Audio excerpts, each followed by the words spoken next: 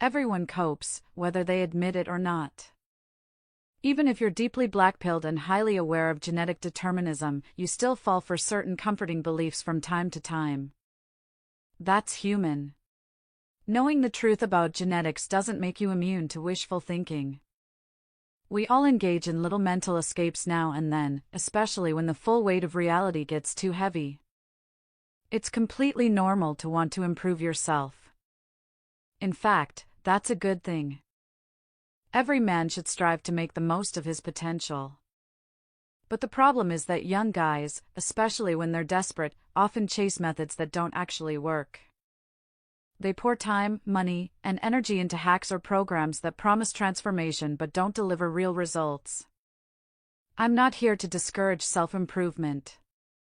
On the contrary, if you can improve your looks, status, or charisma in a meaningful way, you absolutely should. What I want to do is expose common scams and prevent people from wasting time on false promises. Most scams don't start with complete lies. They usually take a kernel of truth and blow it out of proportion, or they misrepresent scientific studies to sound more convincing. Take epigenetics, for example. People say it can influence how your genes express themselves, which is technically true. But what they don't tell you is that methylation, one of the main epigenetic mechanisms, barely affects the appearance of the average person. Yes, you might influence your weight or skin tone a little bit, but your bone structure? Your jawline? Your height? Those are set in stone for most people. The science doesn't support the idea that lifestyle changes can transform your face.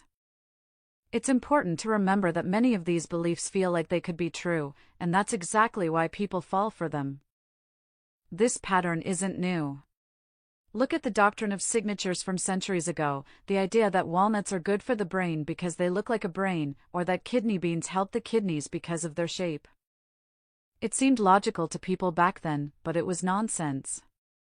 Today, we laugh at that kind of thinking, yet we often repeat the same mistakes in modern form. The difference is, we now have real data. We have visual proof.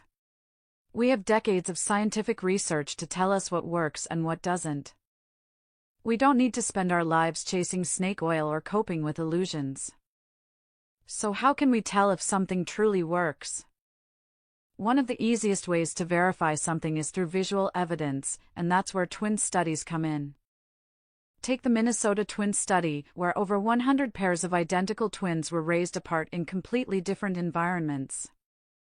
Some grew up in different countries, one twin in Trinidad, the other in Germany. Others grew up with different social classes, one poor, one rich. Some were raised in cold climates, others in warm ones.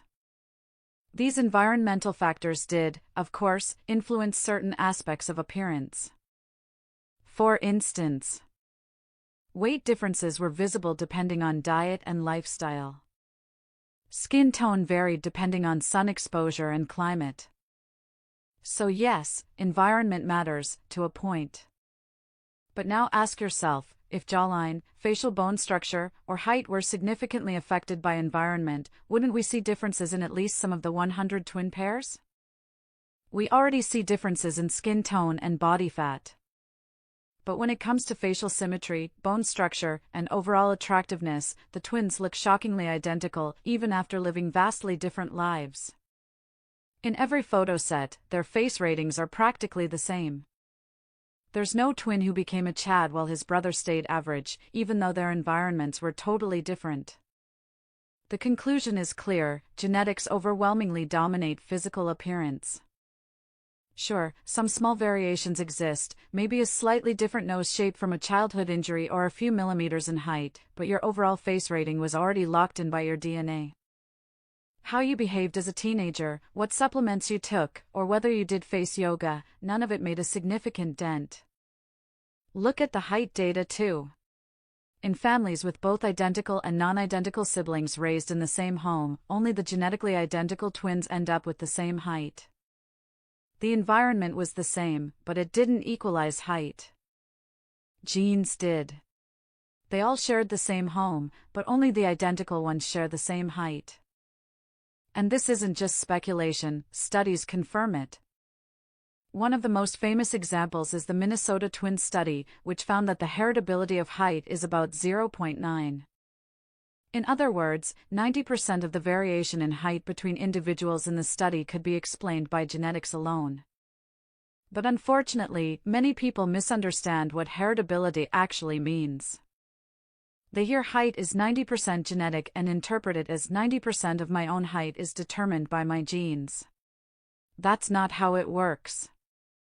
Heritability refers to the proportion of variance within a group, not within a single person. To make it clearer, imagine a study where every participant is between 175 centimeters and 195 centimeters tall. That's a 20 centimeters range. A heritability of 0.9 means that 18 centimeters of that difference can be attributed to genetics, while only 2 centimeters is due to environment or random factors. Those 2 centimeters might sound like a lot, but in real-world terms, that's roughly the difference between your morning height and your evening height. It's biologically negligible in most cases.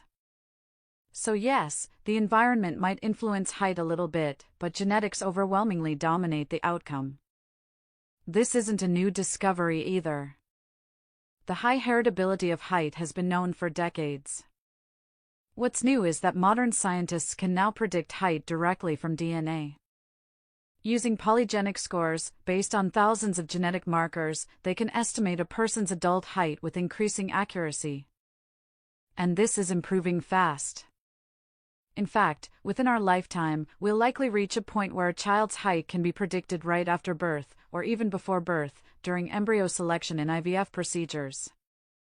Whether we like it or not, that's where things are heading. It's not a matter of if, but when. So how do scammers still manage to sell fake solutions to guys who are insecure about their looks? It's actually pretty simple. A guy happens to be born with a good jawline or above-average height, purely thanks to his genetics. But instead of acknowledging this, he starts getting compliments and attention. Soon, people ask him, "Bro, what's your secret?" Now, this guy has no real understanding of genetics, and neither do the people asking him. Most average guys are completely disconnected from concepts like heritability or twin studies. For many, even hearing the word eugenics triggers associations with Nazi Germany, so they instinctively shut down any discussion involving genetics. So what does the genetically blessed guy say? Something vague like, "I sleep a lot, drink water, and chew hard food to train my jaw." Suddenly, it sounds like anyone could replicate his looks if they just followed these habits, and the myth is born. People start believing that appearance is mostly a matter of discipline and lifestyle, when in reality, it's mostly a matter of DNA. This is how an entire self-improvement industry is built on genetic denialism.